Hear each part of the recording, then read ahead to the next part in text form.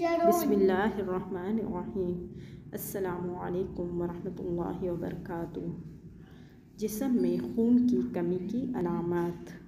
नाज़रीन और सामईन, ये एक मालूमाती वीडियो है जिसमें हम आपको खून की कमी के बारे में बताएंगे कि जब जिस्म में खून कम होता है इसकी मुख्तलिफ़ अलामात हम आपको बताएंगे जो कि आप बग़ैर कोई टेस्ट किए ख़ुद ही देख सकते हैं।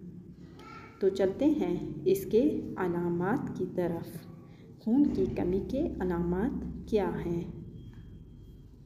खून की कमी की तमाम इक़सामात में कई अलामात पाई जाती हैं जो कि मंदरजा झैल हैं। नंबर 1, थकावट ज़रा से काम के बाद। नंबर 2, सांस की कमी, सांस लेने में तकलीफ़। नंबर 3, सर्दी महसूस करना। नंबर 4, चक्कर आना चलते फिरते या उठने में। नंबर 5, सर दर्द खून की कमी की अलामत है। नंबर 6, गले का ख़राब होना। नंबर 7, पीली जिल्द, खुश्क जिल्द या आसानी से चोट वाली जिल्द। नंबर 8, निचली टांग में गैर इरादी हरकत। नंबर 9, तेज़ दिल की धड़कन।